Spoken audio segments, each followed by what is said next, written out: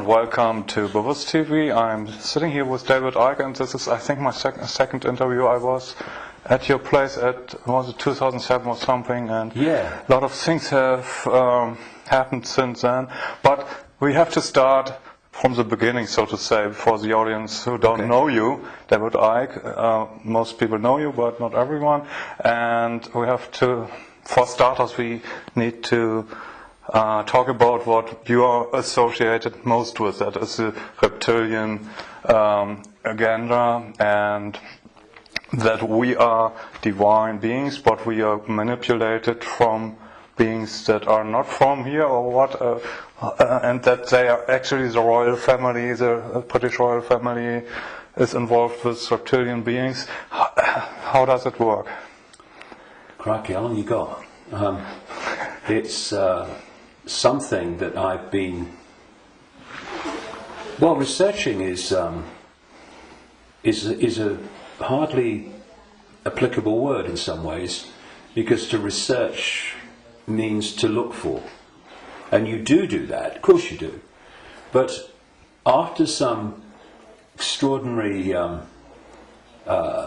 what people would call paranormal experiences in 1990 and 91, my life has become, since then, this synchronistic series of coincidences which have led me to, and even brought to me, really,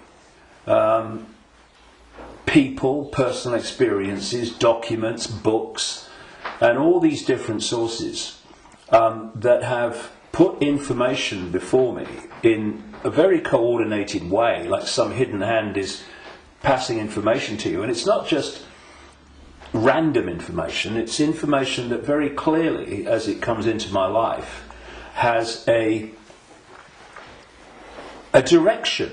It has a series of steps. So in the early 1990s, the information that was coming into my life was about the fact that there was a cabal that was manipulating human society and world events towards the goal of a Orwellian global state, in which there would be a world government dictating to every country. Countries would be dismantled and become regions of great power structures. The European Union is a classic.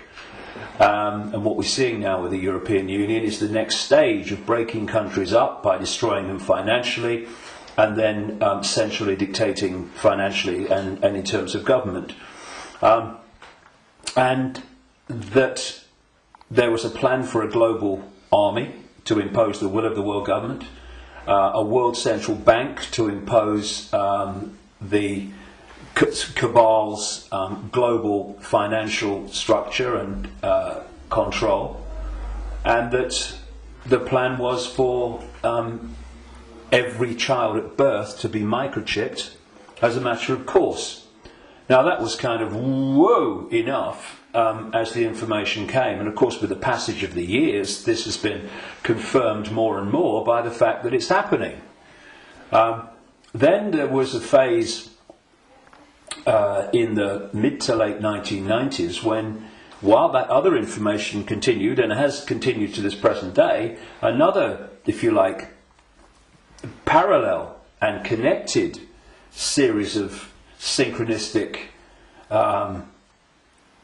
situations happened in my life which brought information to me, and this related to the fact that the network of families which go back to the ancient world that are behind this control system I've just described and its ambitions actually take a non-human form, a not just reptilian, though that seems to be the dominant one, and I moved on from that too and gone into other levels of it beyond that. But that there is a non-human force behind this attempt to lock down the world. And then from about 2002, 2003, right to the present day, all these continue. Once they come into my life, these different areas, they continue together. That's why I work 12, 15 hours a day, keeping up with it. But This third phase, from about 2000, 2003, was the most important. Because without this, you can't really understand the rest. And that was about the nature of reality, the illusory nature of what we call physical reality, the fact that solidity is illusional, and that we live in a holographic, illusory physical reality, which is only one level of many multi-levels of this reality, which operates on a waveform level, vibrational level, it operates on an electrical level, it operates on a digital level, and it operates on the holographic level, which we in the conscious mind perceive as the world. And to appreciate that when I look through my eyes, another illusion funnily enough, which is why when people have near-death experiences, they leave the body and they're looking down on the body with the eyes, but they're still seeing. So, I mean, the scale of illusion in our so-called physical experience is extraordinary. I mean, and we've not got to the bottom of it yet. But it is that when I look through my eyes, shall we say, that people think that they're seeing everything there is to see in the space that I'm looking at. No, they're not. They're seeing a tiny band of frequency called visible light, which is so tiny it is ludicrous. And the rest of what exists in this universe, and even mainstream science would say this, although it's Stone Age science I would suggest, but even it sees this, that the overwhelming vast majority of what exists in this universe, in energy, matter, mass, whatever you want to call it, its different forms, we cannot see. And therefore, we are living, if you like, in like a holographic television channel. So, all I'm seeing now, as I look here, is this tiny frequency range called visible light. Channel 1. Yeah, but all the other levels of reality also share the same space as the one that we're experiencing.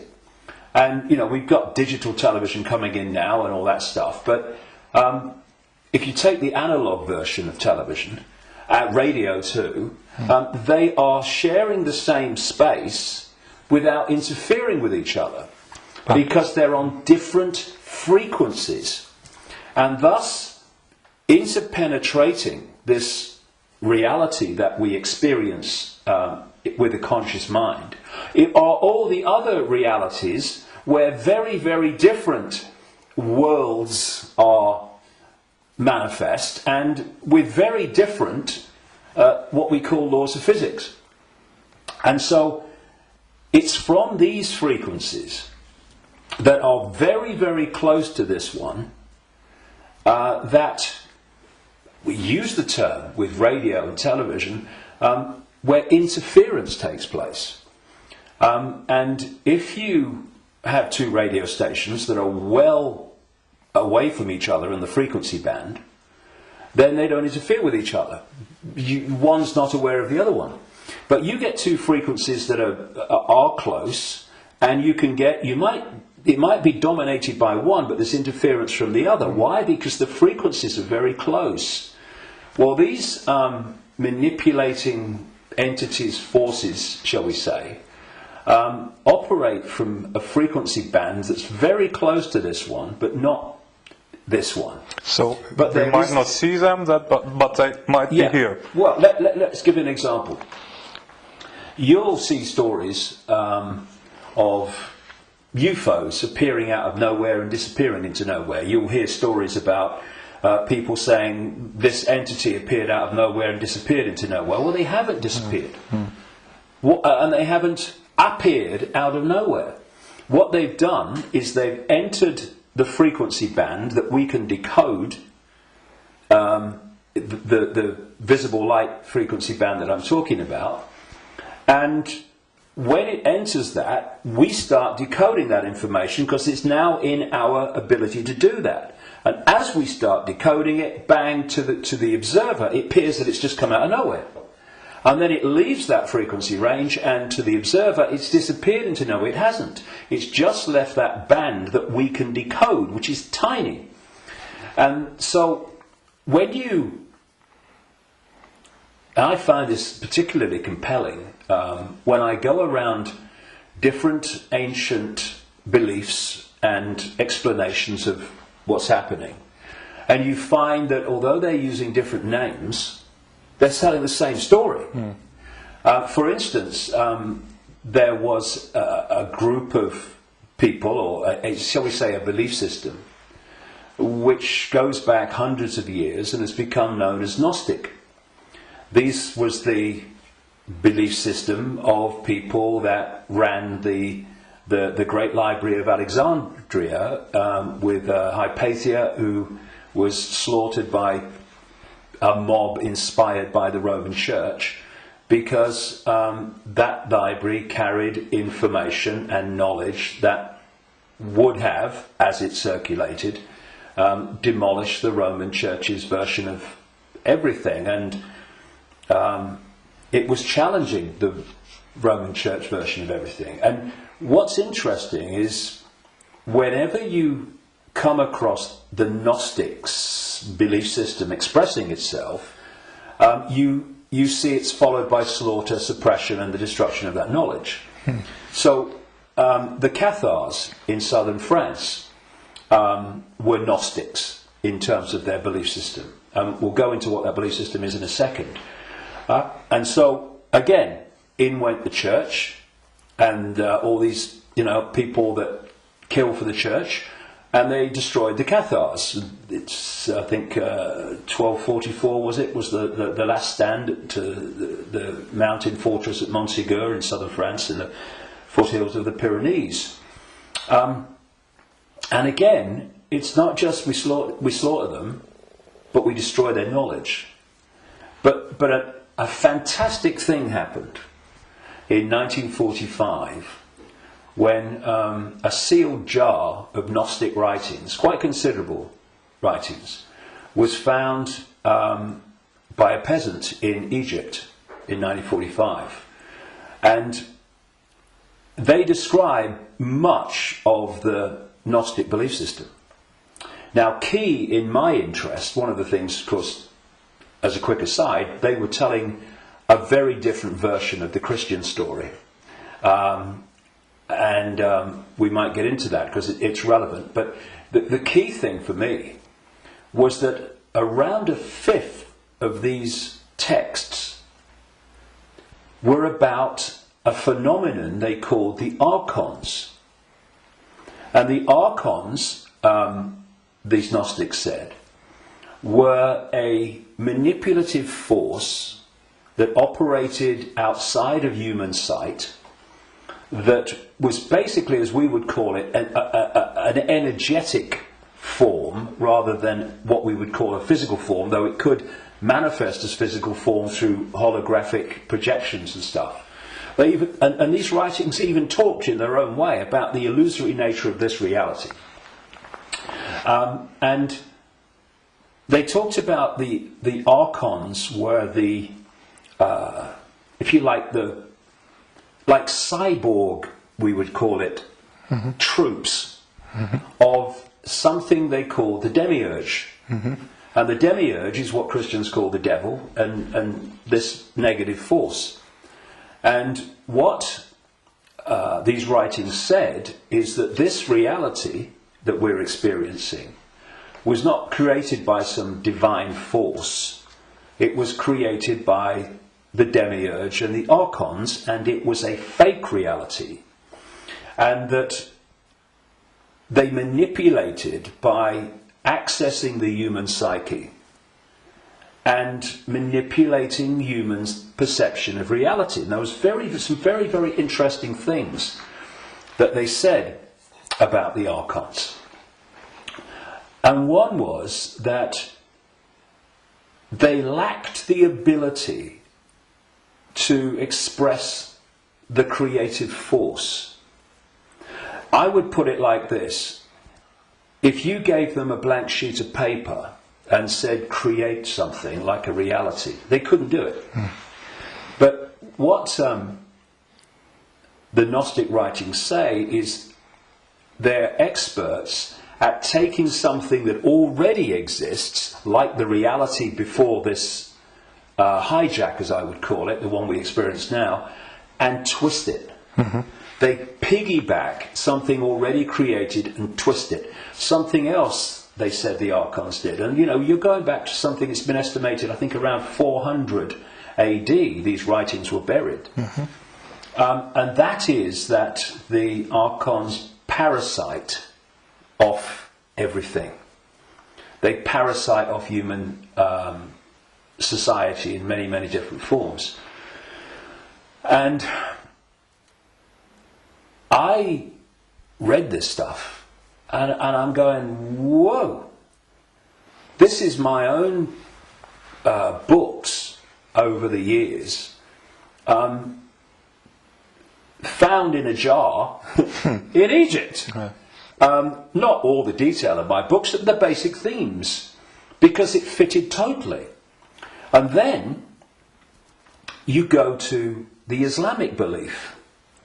And not just the Islamic belief, because this came from pre-Islamic Arabia originally. And that is the very considerable focus in Islam on energetic beings they call the jinn. And when you look at the jinn and you look at what the Gnostics said about the Archons, hallelujah, hello, they're the same thing. And then you go around other cultures and you see the same recurring theme. And so when you look then at human society,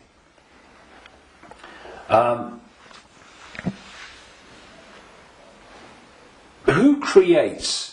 What is the creative force within human society? Humans. Should be. What do these families that I've been exposing all these years, what do? They piggyback off that creative force and manipulate it and direct it in a way that suits them. What do these network of families also do? They parasite off human effort, human labour, human energy, human creativity. The banking system, I rest my case. What is the global banking system except a structure totally focused on parasiting the energy and off the efforts of the human population? What is taxation in the way that it is today? It is parasiting of human efforts and human creativity. So what I also found interesting is that the Archons are described as we would say, like cyborgs. They almost like, they're computer-like.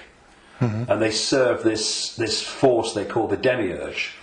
Well, I've been talking about these reptilian entities that operate outside human sight but can come in, and the Archons can, but they can't stay for long because of the frequency difference. They can come in for a while, but it takes so much energy to stay in our reality because it's not their natural frequency band that they can't stay for long.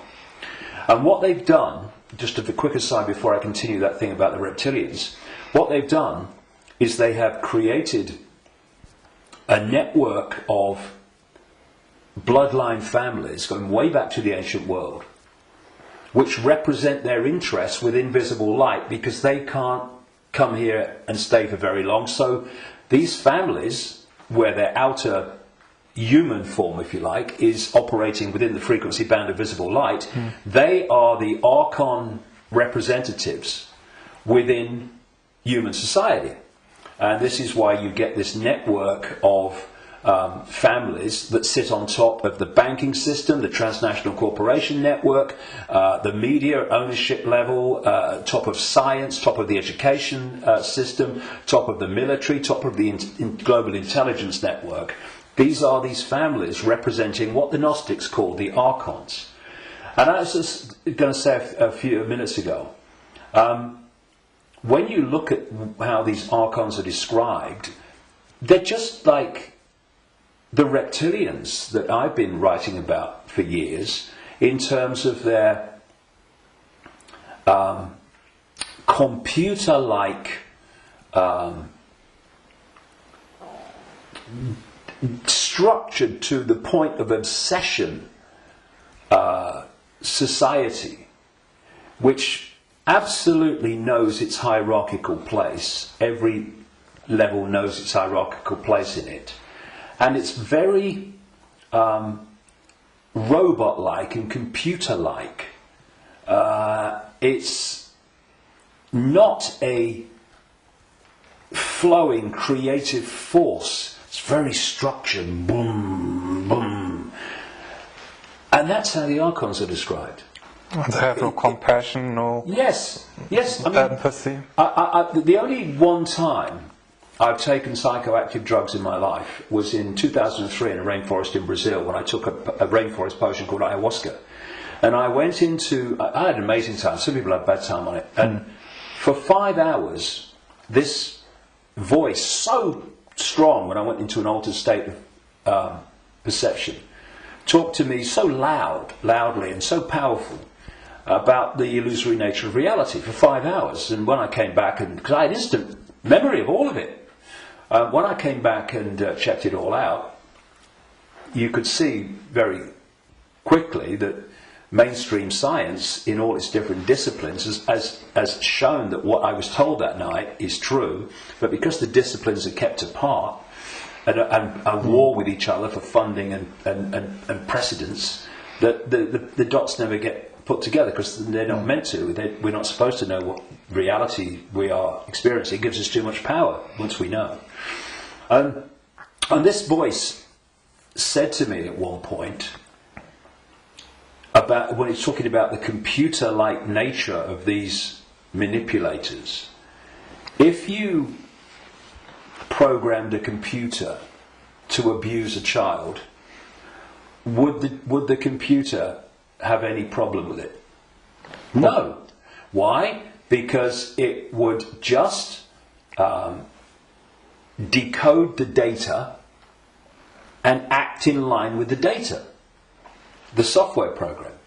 And this reptilian force is very much like that. Very structured, very predictable. And interestingly, because most people don't realise this, but one of the most important parts of the human brain in terms of human behaviour and response and reaction to situations is called the reptilian brain, or the R complex. And when you look at the traits of the reptilian brain within the human brain, of course other parts of the brain balance that out, or should do, but when you have more reptilian genetics, those traits of the reptilian brain are obviously more extreme and more pronounced. And one of this is mainstream science, one of the key traits of the reptilian brain is obsessive ritualistic behaviour. And what is ritualistic behaviour? It's following the same pattern, day after day, week after week, repeating repetitious behaviour. Now, this is robotic, and so you've got the reptilians described in those terms, the archons described in those terms, etc. And these forces are different expressions and names for the same thing. Now, one of the manifestations of this network of bloodlines that represent this archonic reptilian force within human society is the royal families going back to the ancient world, and the aristocratic families that surround them. Why? Because where did the idea that certain bloodlines should be king or queen of a people, and you have this hierarchy, because this is the other thing about reptilian genetics and the reptilian brain, it's obsessed with hierarchical structures of power. Look at our world. Look at the royal families and the aristocracy. It's absolutely rigid with hierarchy. Everyone knows their place. You're a viscount, you're a baron, you're a lord, you're a king, you're a prince, and all this stuff. Yep. This is the human expression, or the partly human expression, because they're hybrids, of the reptilian archon obsession with hierarchical structure manifested in our world. Because what they're doing is bringing that archonic reptilian reality into our world and making our world like theirs, more and more and more. Now, we have this thing, of course, going way back, which goes under the title of things like the divine right to rule. And what is that? That's the right to rule because of your bloodline, because of your DNA. And we have the ancient emperors of China claiming the right to be the ruler because of their descendants from the serpent gods. And the association between the serpent and the snake with royalty and royal families and royal bloodlines, just follow it back. And so you look at these royal bloodlines that have come through, because what happened is that there came a time when the human population started to reject overt, in-your-face dictatorship from royal bloodline. And that you had that move where this force, not entirely, not least in Britain, moved into what I call the dark suit professions of banking and business and all the rest of it, and politics, and have gone on manipulating from that point of view. But some of them survived, like the British royal family.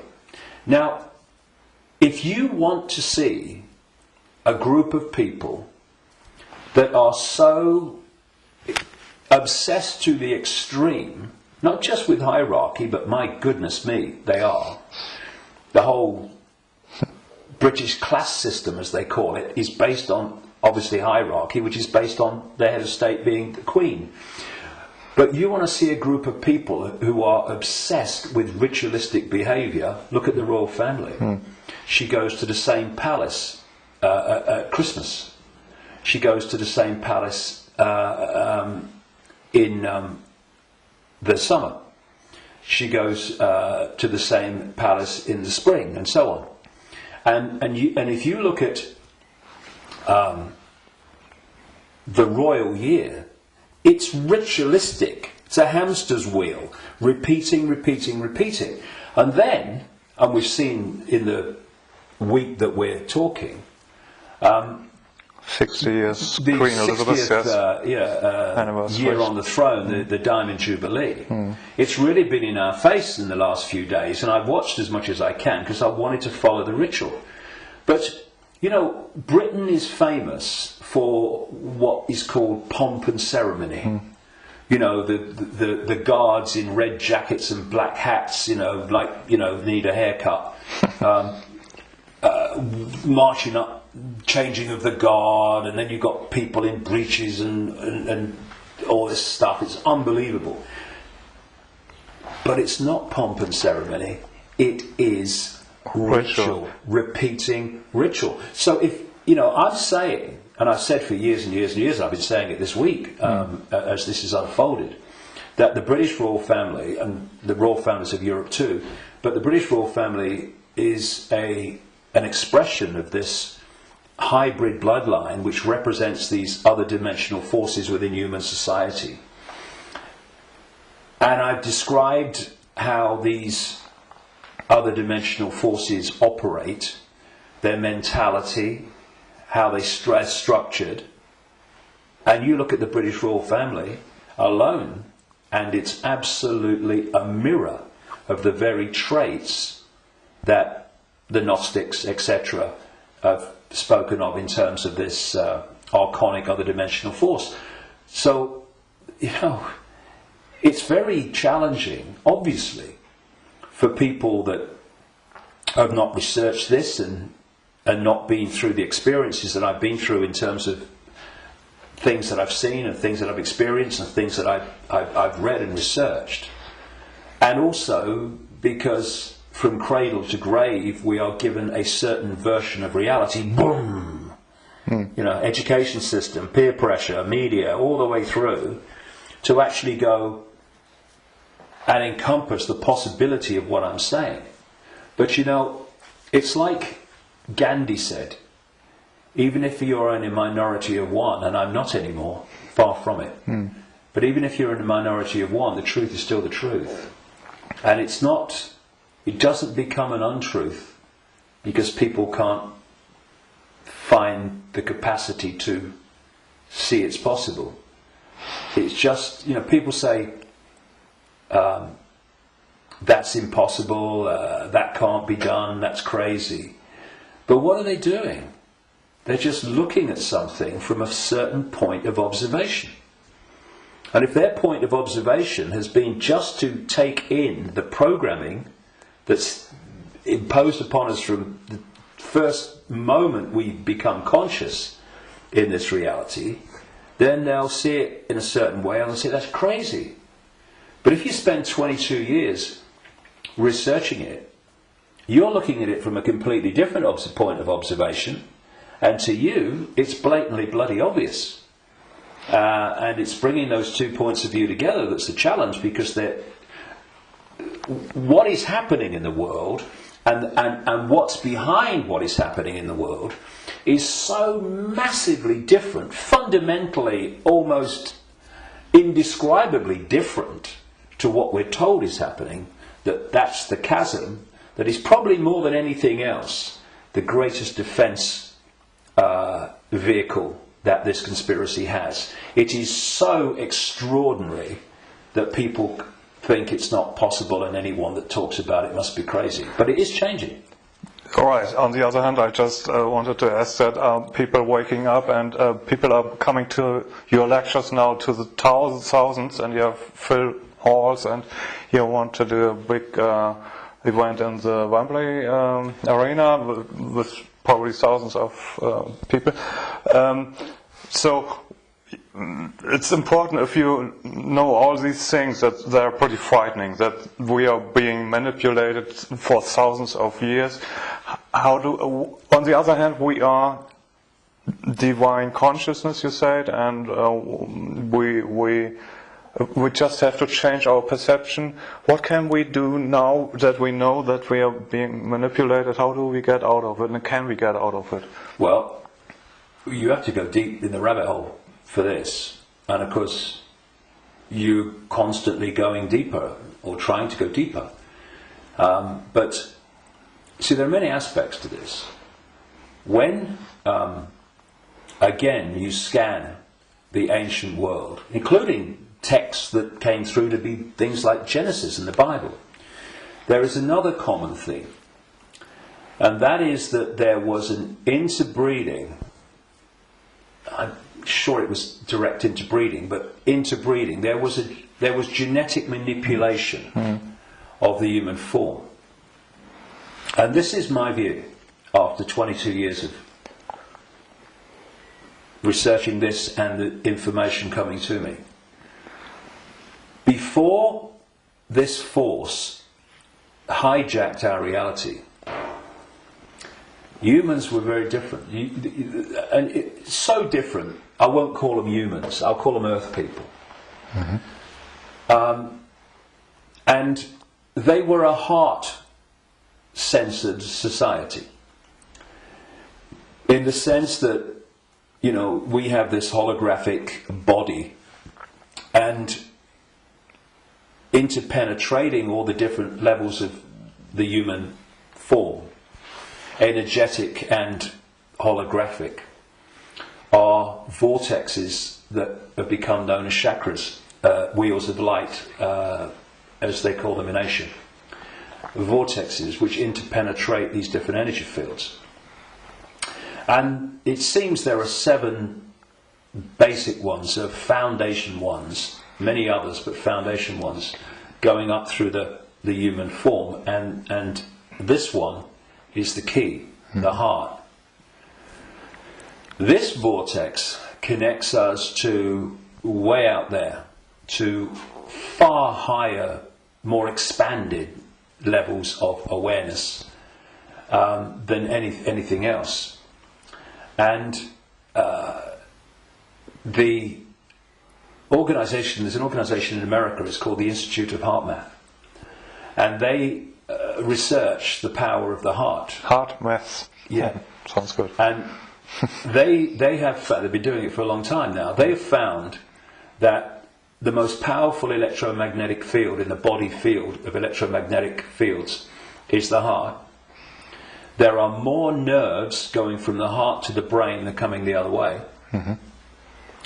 And that when the heart energetic field is in what they call coherence, in other words, balance, and connects in coherence with the central nervous system and the brain, that trinity, if you like, when it comes into harmony, takes the person into a much higher level of awareness and consciousness. Mm-hmm. The key is the coherence of the heart field. Once you knock that out, you knock everything out, and what's left then as the arbiter and decider of reality? This. Now, this is a great servant to this. Mm. It's not a great master when it's in control of our perception of reality. And there's another vortex in the belly, which is about emotions. This is why when people feel nervous or frightened, they feel it in the belly. And you know, they need to go to the toilet. It's because the imbalance caused by the fear and nervousness in the chakra, the vortex linked to emotions, is affecting the balance or imbalancing in the same way the intestinal system and what have you. And what they've done to pull humanity into a low vibrational, brain dominated perception is they've moved the point where we interact with reality from the heart to the belly. They've done it genetically because, as I said in my last book, Remember Who You Are, I'm saying that on the level of human DNA that they call junk DNA, which is anything up to 98% non-coding DNA, they call it junk DNA because they don't know what it does. Well, some cutting-edge scientists, not least in Russia and some in America, are pointing out that actually within so-called junk or non-coding DNA is a language, and it's a very it's a language that you can see and you can uncover, and it operates very much like human language. It has many of very closely the traits of how human language is sequenced. This is how this language, as they call it, within so-called junk DNA is sequenced. And they're talking about the fact that the human language, which is what? Vibrational fields. That's what it is. We hear the words, but only when the brain decodes them. What's passing between me and you now is not the words and what people are hearing. What's passing between me and everybody is not words. It's a vibrational information field generated by my vocal cords. Mm-hmm. People are only hearing the words when they decode that information. So everything is vibrational waveform at its base, even language. DNA is waveform, like the body is waveform in its base state. And they're starting to uncover this language, and it fits absolutely my contention that part of this genetic manipulation was to put into junk DNA what I call biological software programs. And they are basically perception programs. So if you put a disk into a computer and the computer starts to read it, on the screen, the computer's symbolic perception is read from the disk. Well, what if we had biological software programs running through from junk DNA, this language they're finding, and we were reading them into a perception of reality? The other key side of this is that there are emotional biological software programs in there that are running all the time. And when you are reading those, then you are in the belly, because they're low vibrational software programs in terms of emotions, because they're all about fear and all the subdivisions of fear, like anxiety and frustration and depression and guilt, all these expressions, different expressions of fear. And if we do not open our minds, I call this the human body-mind computer, biological computer. If we don't open our minds and let the true self in, consciousness, then humans are operating literally in a closed system in which the DNA emotional and perception programs are running and not being challenged by a level of awareness that is beyond the program. So basically, people talk about the blind leading the blind. What humans are is the program leading the program. And it is my view, and this may be shocking to people, even some who've been along this road a bit. It's my view, after 22 years of putting this together, that the vast majority, at least, of humans have been going through entire lifetimes without having a single original thought or emotional response. Now, when you've got psychologists, I mean, Carl Jung, the Swiss psychiatrist, talked about this, but others too. When you've got psychologists that say that they can break down the human personality into 12 major archetypes and combinations of them, well, at the level of awareness, at the level of consciousness, at the level of the true self, we are infinite possibility within an infinite reality of infinite possibility. How on earth can you break down that into 12 major archetypes and combinations of them? It's ludicrous. You can't. But what can you do that to? Computer programs. And that's what we are. These archetypal personalities are actually software running, perception software running within junk DNA. Now, put all this together, and that has moved us from a heart-centered society, connected out into a greater level of reality. This is the innate intelligence. This is supposed to serve this, not be the governor of perception. That's why this knows, and this thinks has to work it out. People don't go, my intuition thinks. No, my intuition, and we do this, don't we? My intuition just knows, because instinctively on a subconscious level, we're going to that point of true knowledge, true awareness, no, beyond knowledge. This is knowledge awareness. But what's happened is our point of interacting has gone from the heart-centered society, and if you're coming from this, and this innate awareness, this innate knowing, this innate understanding that everything is connected to everything else, then you manifest from that a completely different society to the one that we have. What's the one that we have? They've moved it into the belly. Humans now, gold. I've got a cough. It's not the cough that carries you off. It's the coughing that carries you off it. Now, they've moved it into a belly society. where does human response come from, overwhelmingly, to events that we face? The emotions. It's an emotional response. It's an emotional reaction. It's not a heart reaction, overwhelmingly, though of course it does happen. It's an emotional reaction.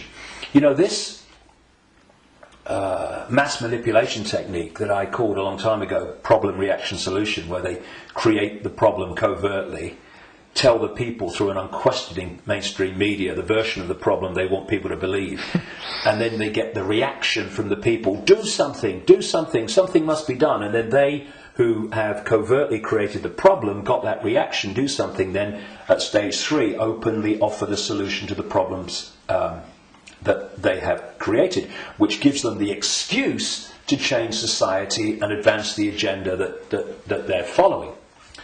Now, it's not problem, go into the heart, look at it from the innate intelligence of the heart. It's not even problem, have a think about it, do a bit of research, see what you think. It's problem, reaction, solution. It's the manipulation of an emotional response, an emotional reaction. And what they're doing all the time is manipulating an emotional response to get support or to justify what they're doing. So, for instance, they'll tell you that Gaddafi was killing his own people and what have you, because they're looking for an emotional response. Oh no, we've got to stop him killing his own people. What they don't tell you, of course, is that the rebels were actually put in there, funded and armed by the NATO alliance to cause the problem. And then when Gaddafi's troops start reacting to what they're doing, shooting back at being shot at, then suddenly, oh, look, Gaddafi's killing his own people. Reaction, oh yeah, we've got to stop it. So this is happening all the time. You know, 9/11, ooh, that was, look at 9/11. And those horrific pictures and the towers coming down. Did that take us to here? No, it took people here. And from this gut, what would you say? Gut reaction. You know how many? People say, "What does your heart tell you? What does your heart tell you?" Right? But how many times, instead of going, "What does your heart tell you?" what do we say? "What does your gut tell you?" Emotional response, emotional reaction. And so what they've done is moved us. Not all of us, not everybody, but the vast majority. They've moved them from the heart, high vibration, which they can't touch. Yeah. If we're in the heart, we're untouchable. It's like Radio 1 trying to impact on Radio 2. Can't be done. They're terrified of us going into the heart because it's over. So they move us into their stadium vibrationally. Because not only do they manipulate human response through emotion, they feed off human low vibrational emotional energy. They've turned us into their energy source, because they're an energetic source basically at their core. Well, we all are, but they're much more energetic than we are, because we're much more aware of the holographic, the so-called physical. And so when we eat food, we think we're eating physical food. There is no physical. We're eating holographic food. But the foundation of that food, which we decode into some kind of illusory solidity, is actually a waveform information field. All that these entities do is they feed, they get their energy source, not from a sandwich and a cup of tea, but directly, energetically. They absorb energy in its waveform. And so when we generate low vibrational human emotion, that emotion is resonating within the frequency. That's why we can't see it. We can feel emotion, but we can't see it. Because it's vibrating within another frequency band beyond visible light. And that's the frequency band that these archons, reptilians, overwhelmingly operate in. So every time we generate fear and all its offshoots, we're feeding them energetically.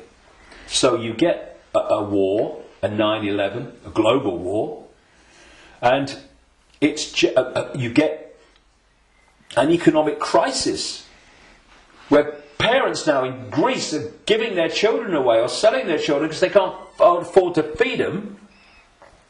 Can you imagine in that one incident with one set of parents how much is generated here emotionally from the horrific? I can't even think about it. Imagine what it must be like. And that's just two parents. You get that operating. Look at the world. Look at the world every day. All over the world, in all its different expressions, how emotional energy is being generated and produced by the circumstances that society has been structured to create. It's an orgy of energetic vampiring. And so, when Morpheus in the Matrix held up a battery and said the Matrix is a computer-generated dream world made to turn humans into one of these, that is a profound truth, because that's what we've become. Not so much batteries, though that was a good symbol, but actually generators, power stations, generating this energy.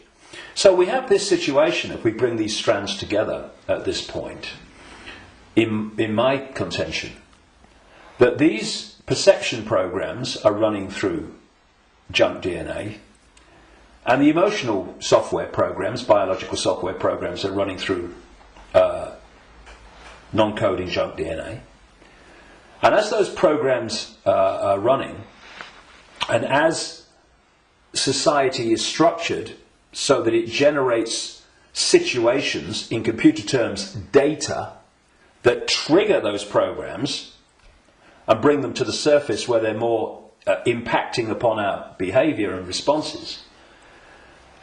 You are locking humanity into this closed system where the program programs the program, and you're also pulling people from the heart, high vibration, down into low vibrational belly emotional vortex, which is pulling humanity into the predator's vibrational stadium, and in doing so they are able to trawl and vampire the energy that emotional state and response is constantly generating. Now, I've talked for a long time from your question, what can we do? Because that background, I suggest, was fundamentally necessary. So what do we do? What can we do? It might sound trite and all the rest of it. I mean, because what we've got to do, of course, is we've got to stockpile weapons. We've got to create human armies to fight against them. And we've basically got to try to do all the things to them that they do to us, right? And where does that take us? First of all, it makes us them. And secondly, if we go down that road, will do what? Will produce more and more and more of this low vibrational emotional energy in the hatred and in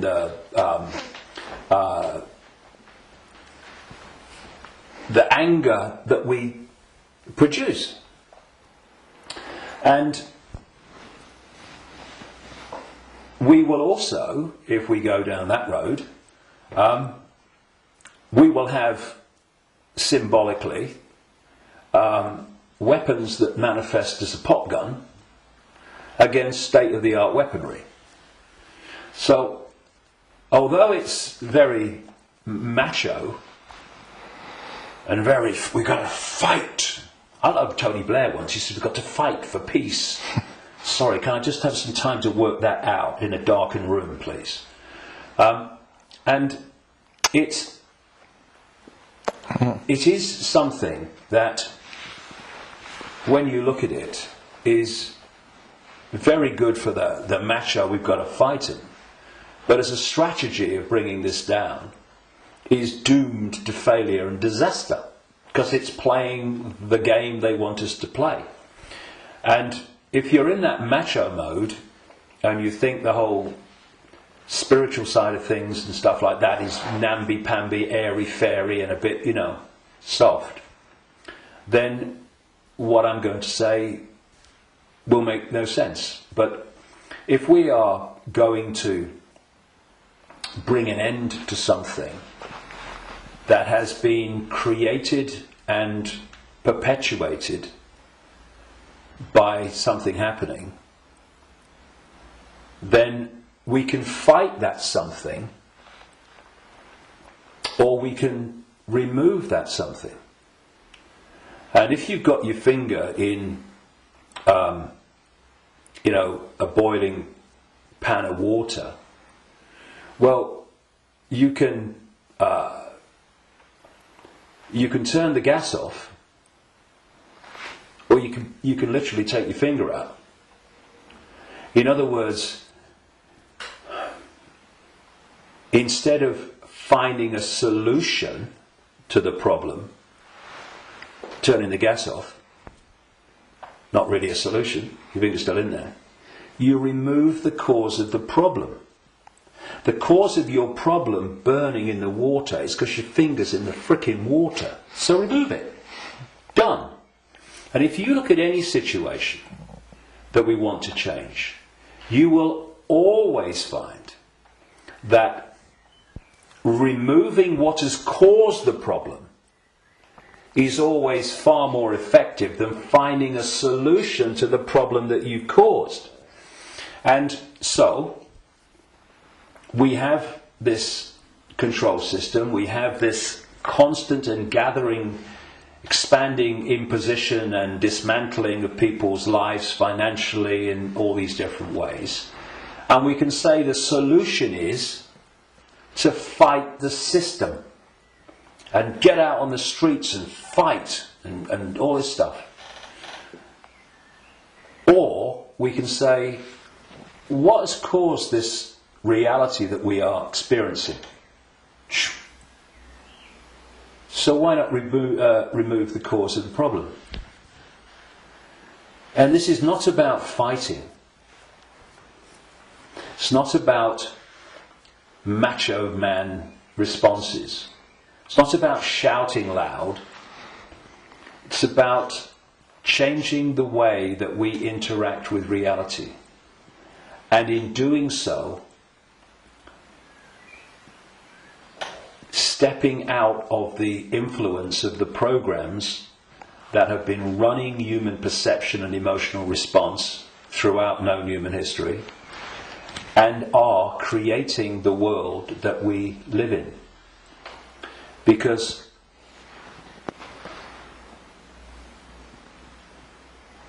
if I go back to what the Gnostics said about the archons, they have no creative energy. They can't make things happen. But we can. We can, yes. Which is bringing us to an interesting point. We can manifest. What this manipulative force has done has programmed humans to use that gift of manifestation to manifest what they want. And so, if we manifest from our perceptions of reality, then manipulate their perception of reality, and they'll manifest what you've manipulated them to perceive as reality. So, I see people challenging war and conflict when their own lives are full of conflict. Now, we live in a holographic reality at this conscious mind level, and there's a very unique and fascinating trait and characteristic of holograms and holographic reality. Every part of the whole is a smaller version of the whole.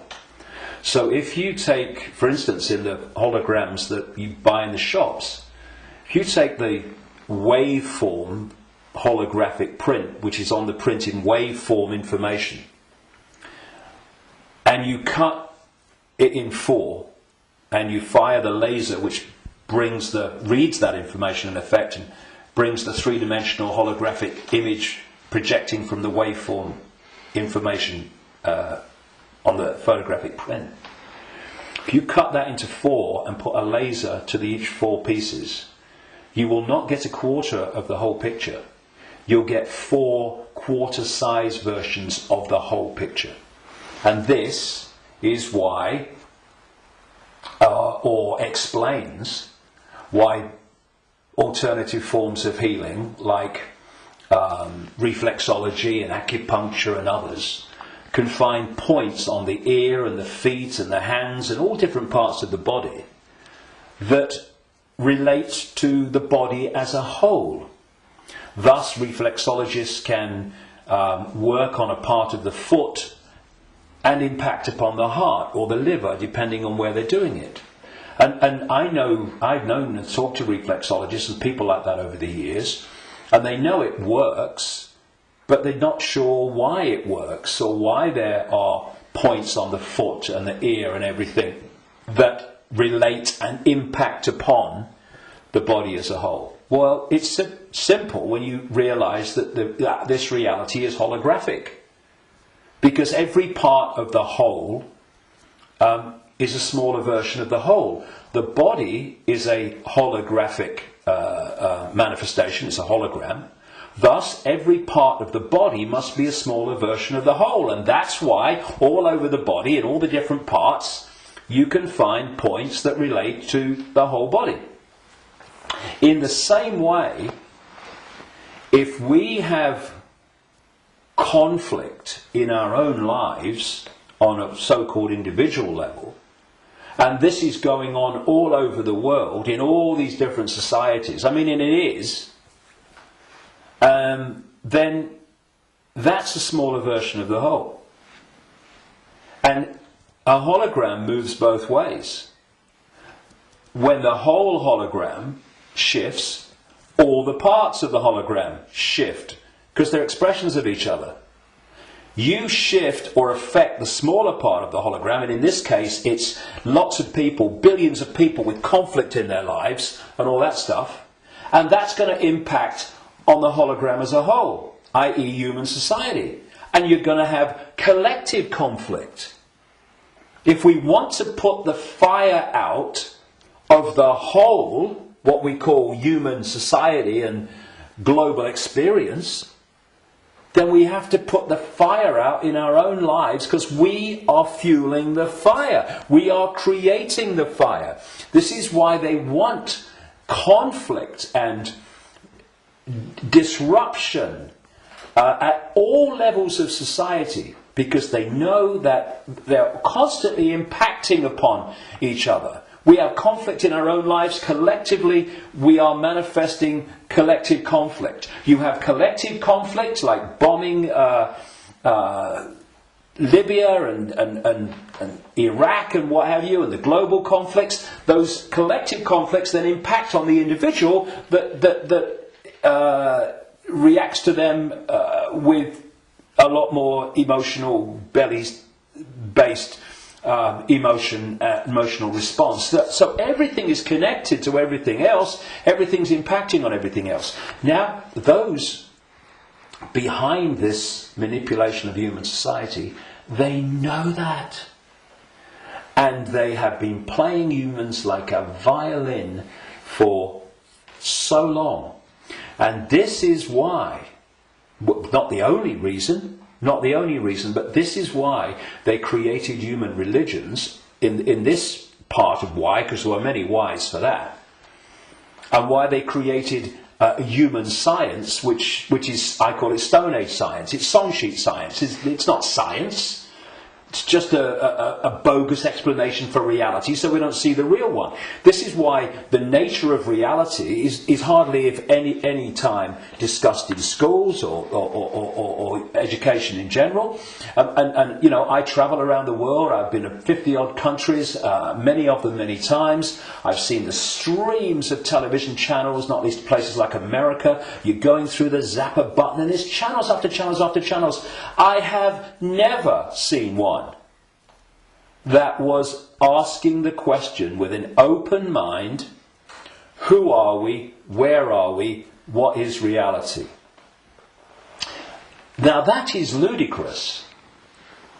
I mean, we have a situation where probably the vast majority of people go through a lifetime, until they come to the end of their lives and they're thinking, you know, where do you go? Who don't even think about, who am I? You know, you say to them, who are you? Oh, I'm Charlie Jones. I drive a bus. And they'll tell you your family history, they'll tell you their life history and all that stuff. That's not them, that's their experience. And human self-identity identifies who we are, self, with our experience, with our name, with our job. Who are you? I'm a banker. No, that's your experience, it's not who you are. And so when you lose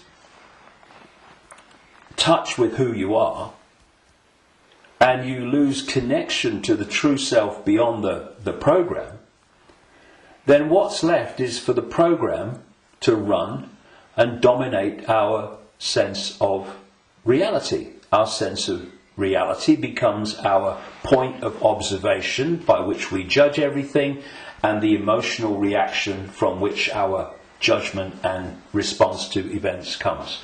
And it's a closed, ever repeating cycle. And unless we break it, then this will go on. And we break it by moving our point of attention, the point at which we interact with the world, from there to here. And you know, I had some amazing experiences in Peru in 1991. Amazing experiences which changed my life and all the rest of it. And I went back to Peru with a group of people from all over the world in April 2012. And we went around Peru, and we went to Machu Picchu and this place where I had my amazing paranormal, what extraordinary experience in 1991 called Siyustani, near a place called Puno, and Lake Titicaca, the highest navigable lake in the world. And this group, all of us, were going around these places, and what these places were heart places. Mm-hmm. When you went there, you interacted with them from here. And the behaviour of the group and the demeanour of the group was laughter and joy and happiness. Then there was one day, and this really, you know, I've been aware of all this for a long time, but you know what it's like. Sometimes you have an experience and it goes bang in your face. And there was one day towards the end of the trip where we went to a place called Tiwanaku, just over the border in Bolivia. It's an ancient site, very famous ancient site if you look at the history and accounts of South America.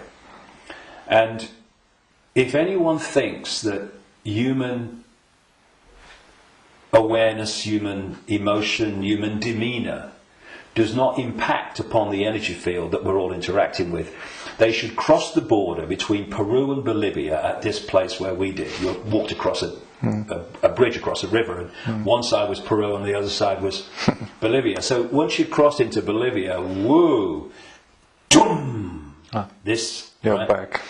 So it took ages to get through the border guards, just for a tourist group who's going to be in the country for about 3 hours. They'd all just come back from a hospital, apparently, where they'd had a sense of humour bypass. And we headed to this Kiwanaku, going through in a 40-minute drive through a police checkpoint and a military checkpoint. You know, I mean, if anyone says that he's predicting that Bolivia is going to be a police state, well, you're too late, mate. Anyway, we get there, and it was horrible, Kiwanaku. It was big time here, right?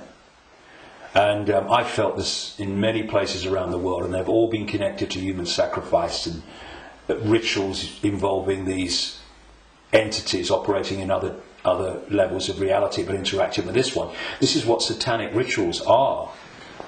They're the interaction. This is why they do certain things and repeat them. They're creating an energetic environment which allows interaction and even the manifestation of these entities within the rituals. This is what sacrificing to the gods was all about in the ancient world.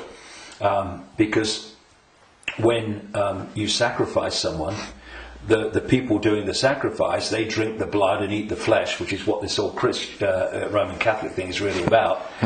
Drinking the blood of Jesus and eating the flesh, that's just a mild bloody cover for what goes on in the background. But on the other levels of reality, while this is going on, these entities, perceived as the gods, are feeding off the terror of the victim. Right? This is sacrifice to the gods. Anyway, we get to Kiwanaku, and it was that kind of energy. Ooh. But what I noticed was the demeanour of the group changed. People weren't happy. They were not in a good space. And there was this lovely guy, Mark, a lovely Irish guy, and the change in the behaviour of the group was so pronounced that on the way back, which we got back into Peru, where everyone started getting a bit happy again, I asked people if they wanted to go on the microphone on the bus and explain, their experience. And Mark said, and Mark was a lovely, lovely guy, all laughing and dancing and all the rest of it, all the way through Peru.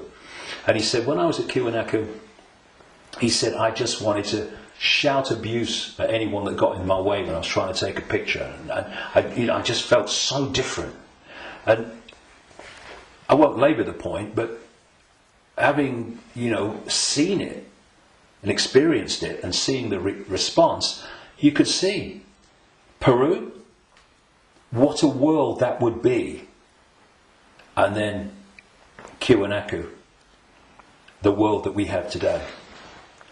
And we really got to move to here. And I would say to people, it's a challenge in this world, because virtually everything in this world is designed to push you here.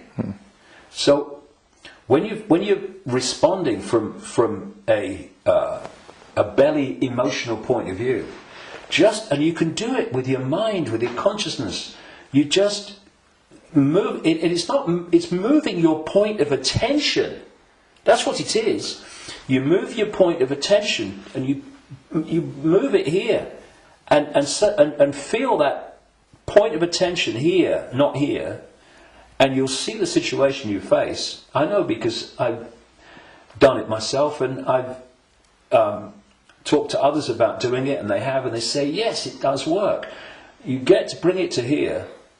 A situation that you're facing looks very different here to here, and vice versa. This is what we need to do. We need to become the heart-centered society that we are being hijacked and manipulated out of. Now, it's not just about moving your point of attention here and seeing the situation from here. Once you move your point of attention here, the vortex opens. Because now you're interacting with it with your own awareness, instead of interacting in a way that's dominated by this emotion. And when that opens, what comes through that energetic channel is innate intelligence, innate insight, innate knowing. And suddenly you're seeing the world and getting insights into things, and you're seeing what is happening as it is, and not as this is programmed to see it. And this is programmed to see it. You see, the brain, isolated from the heart, works in unison with the emotional chakra, and these two in unison, crikey, they're a bloody nightmare. Look at everything about human society that you don't like. These two buggers working in unison are where it comes from. So This. we go there. See, this, I'm talking about these emotional and perception programs that I say are running through junk DNA. Once the heart is no longer impacting in any way significantly on our sense of perception, on our sense of reality and all the rest of it, our sense of response, then the brain becomes the governor of our what? Perception, which is dictated to the brain once this is out of the way, which can override those bloody programs running through junk DNA. Piece of cake. You know, this is where the power is. This is what they're terrified of. So once that's closed down, this is what's done by the program and the way society is structured, then this becomes the governor of perception. And what it is doing, it is decoding as a sense of perception the perception programs running through junk DNA. And that perception of something becomes an emotional response to something, and this is an emotional response from the programs running through junk DNA of the emotional programs. So here's your, if you like, your holographic manifestation of the perception programs of self and the world and reality running through, and here is your holographic expression in response and reaction of the emotional programs running through junk DNA. And these have created the world we don't like. They've created the ability of the few to dictate to the vast majority. Because this will never see it.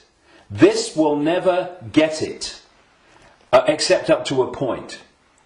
This can get to a point where it can see the names, dates, places, Bilderberg group level of engineered wars level of what's going on in the world. But seeing where that is coming from, what's behind it, you've got to go in here. Because if you don't, you can't get into the rabbit hole. Because this can only go so far. And it's my view, and in my experience anyway, that if you are an expert in 9/11, in engineered wars, engineered banking scams, manipulated political nonsense, then you are still walking around the outer rim of the rabbit hole. You've not even entered it yet. Because it's still the movie. This holographic reality is like a holographic movie. And when a movie has hit the screen, that's it. It's a done deal. You've got to change the movie now. And that's what this world is, this holographic world. Because what the human body computer is doing is taking vibrational waveform information, which is what the five senses do. It's turning into electrical information, same information, different form, and it communicates that to the brain and the whole genetic structure, in fact, and that decodes it through into the digital and then the holographic. So the holographic, this apparently physical world, is the end of the story. That, in movie terms, is the movie hitting the screen. You ain't going to change it.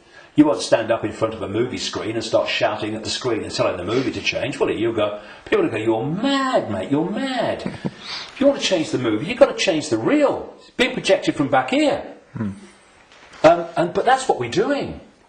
You know, so many ways that people respond to this conspiracy when they meet it at some level. It's, we must get out in the streets and protest. Well, I'm not saying don't. But that's still trying to change the movie when the movie's hit the screen. If you come back and go deeper in the rabbit hole and you understand where this movie's being projected from, which is from other frequency bands of reality through the Illuminati families and the Illuminati structure within visible light human society to become the movie we call human society, then you can go back to the point it's coming from, and therefore you can change what's coming. You can change the movie. And that's what we need to do.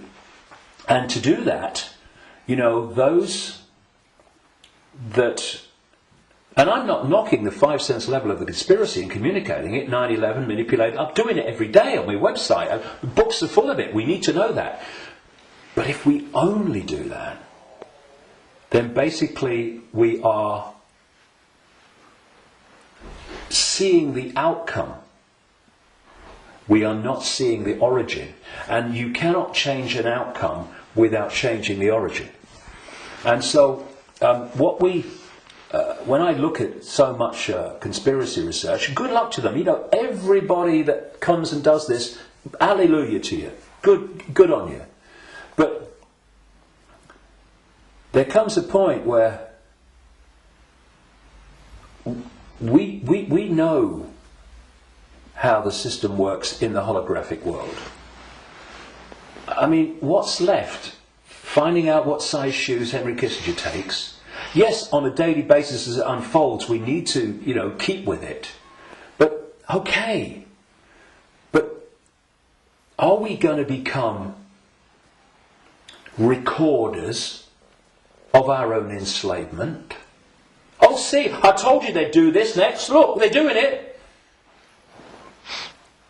If we do that, we've moved from not knowing that the prison's being built around us to seeing the prison being built around us. But there's a common theme between the two of them. The prison's being built around us. And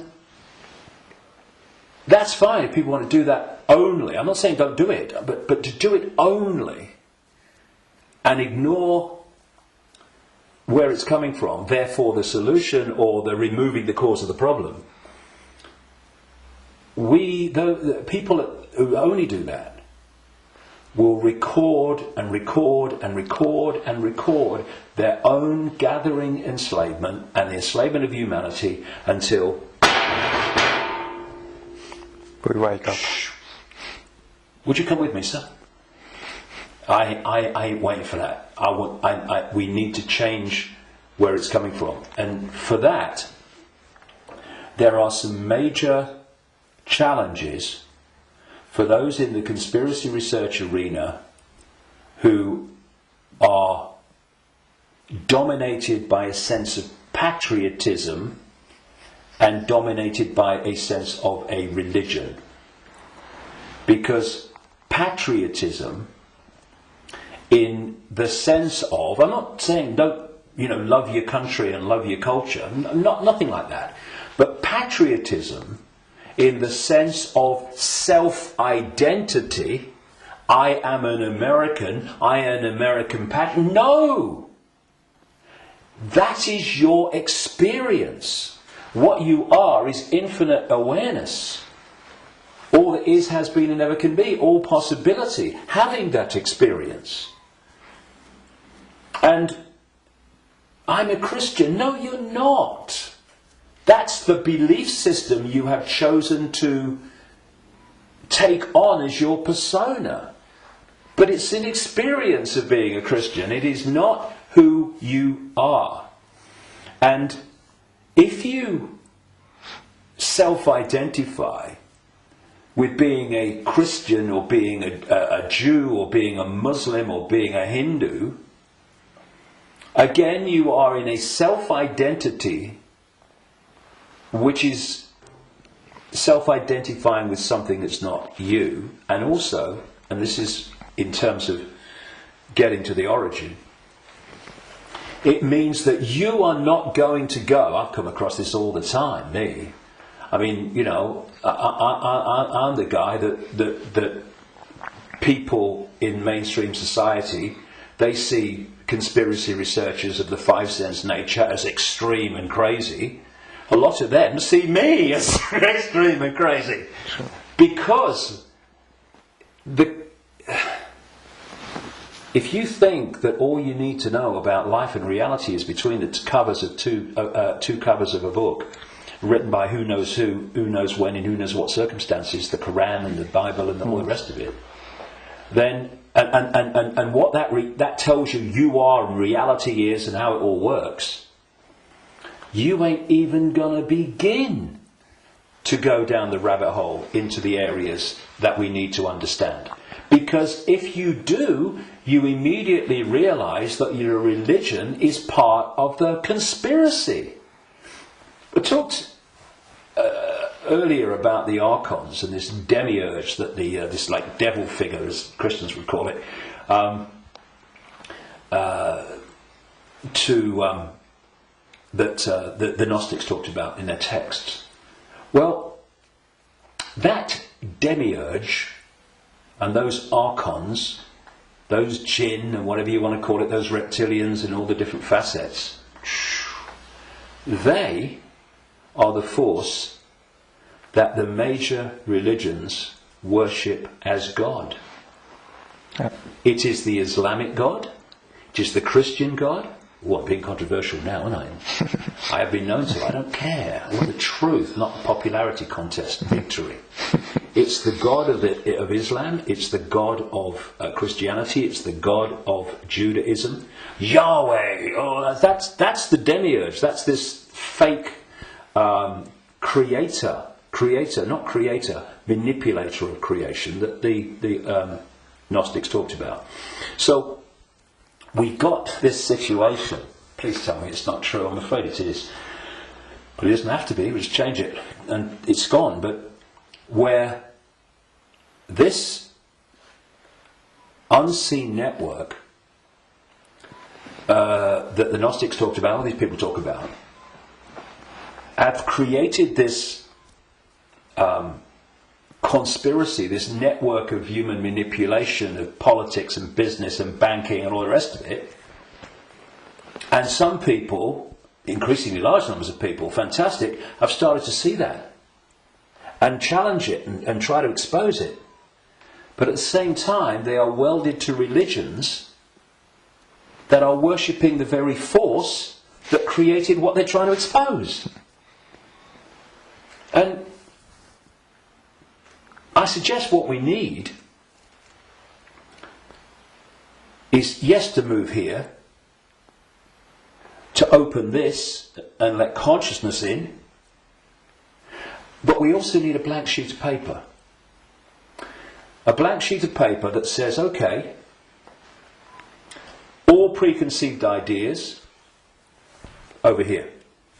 All preconceived beliefs and perceptions of reality over here.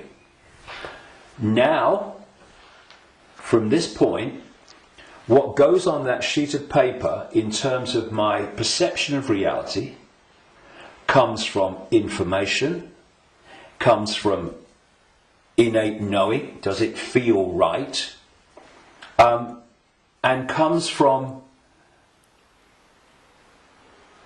it standing up on the basis of credible information and intuitive knowing. Now, some of these preconceived beliefs, they might be able to be put back. Mm-hmm. Maybe. I don't think many will. I don't think any will, really, but they can be. But they're not there on the sheet of paper dictating reality by reflex action. David Icke, he talks about shape-shifting reptilians. He's mad. It's not possible. No, you do not believe it's possible, and thus you are dismissing what is absolutely explainable, not because you've researched it, not because you've even looked at it, but because that program, which is dictating your sense of reality, cannot encompass it. Thus, people say to me, and have said to many people in this arena, when the actions of these families have been exposed, they'd never do that. No, mate, you would never do that. They would and are every day. It's this. And then you say, well, how much? I've said this to television interviews in the mainstream, but they're like, loads of rubbish. And I say, well, I've been to 55 countries, many of them many times. I've researched this full time for 22 years. How much research have you done on this subject? Zilch. But it's different, it's outside of their perception of possibility, so it's dismissed. And this blank sheet of paper lets anything in so long as it justifies its place on the paper. And when you do that with an open mind, you don't say, I'm a Christian, so I don't criticize Christianity. You go, I'm going to look at Christianity and what I've believed up to this point from a detached perspective and see if it stands up. I know a guy in America who set out many decades now. He was a real avid Christian, and he set out to prove the Christian story was true. Jesus existed and all this stuff. And very soon after this, as he started, I'm going to show it. Of course, what he realised very quickly is the evidence is all the other way, and he became a conspiracy researcher because then he's going, well, nothing of it. If I've been duped on this, what else am I being duped on? And then the dominoes start to fall, and you start to see the greater conspiracy.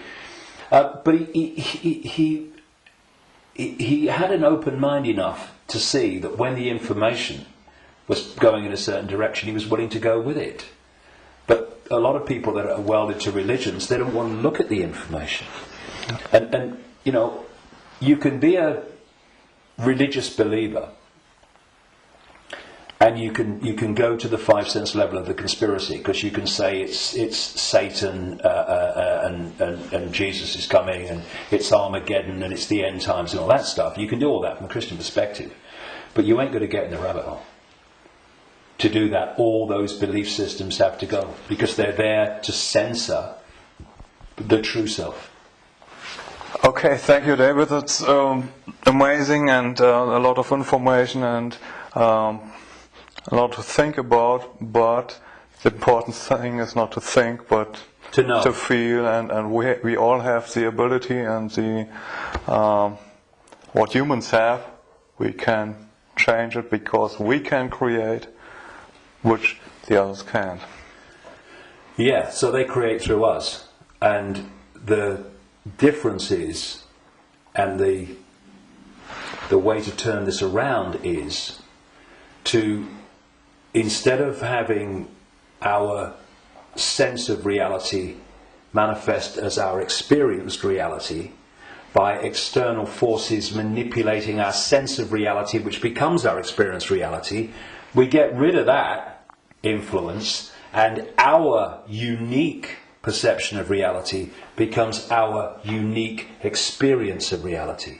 Do you think we've got a world worth living in then? Do you think 2012 is a year that a lot of people say then there will be a major change? Do you think that's happening? Well, I've not gone along with that in the way that it's just been described in many ways.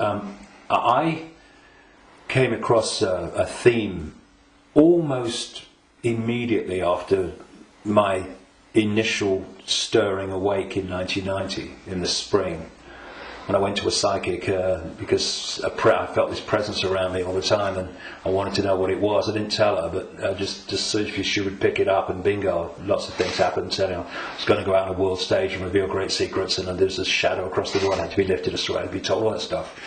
From that very earliest time, there was this theme that there was a vibrational change, which I would see now as a waveform information change, that was going to have many effects, but two major ones. One, it would awaken vast numbers of people eventually to another perception of self in the world and reality. The less closed-minded would be affected first, but eventually people at that time who were absolutely in the bubble, in the box, would be affected. Well, it's happening. Quite demonstrably, it's happening.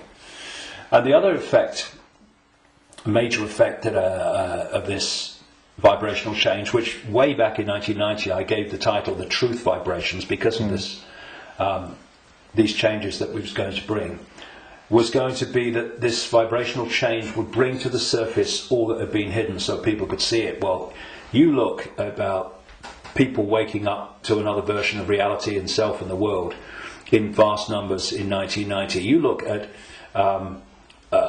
all that's been hidden coming to the surface in 1990. You know, what? Look at it in 2012. It's incredible. It's happening, right? But this truth vibrations that I was, as I called it, was going to be something that would get more and more powerful and more influential.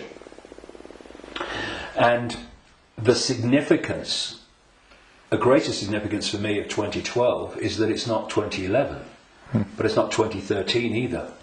However, I think that what we are seeing in 2012, and we'll see more of in 2013, 14, 15, is that we are now reaching a point in this where it's starting to be tangible in its impact. You know, I'm seeing people now within the system, doctors, scientists, people like that, are starting to look and saying, it's all nonsense, isn't it, right? Now so we've reached a point in 2012 where this is becoming more and more tangible. And I think by the end of the year it will be more tangible, you know, because this is an ongoing thing. And the focus on 2012 in a positive way about, you know, this is going to be the Great Awakening. And I don't think it's going to be the Great Awakening in 1 year, but that focus on it, people are focusing on the fact of awakening, and that's bound to impact upon people opening their minds. The negative part about it, of course, is this stuff about the end of the world and all that stuff, which brings, where does that take you? It takes you here. So I think that 2012 is significant in that way. But in 2013, we're going to see the impact even greater, 2014 even greater. And there's going to come a point where this information vibrational change is going to reach a tipping point where it's the dominating perception. And at that point, the House of Cards will come down. And one of the other themes in the last 22 years that I picked up from many different sources and stuff is that just when the control system appears to hold all the aces and has got everything in place, it's going to come down so fast it's going to be shocking. So for a little while longer, I mean, we're seeing it now, you know, President of the United States every day deciding who's going to be killed in a drone attack and all that stuff without any due process or anything like that. So we're moving, but at the same time, this awakening is moving as well.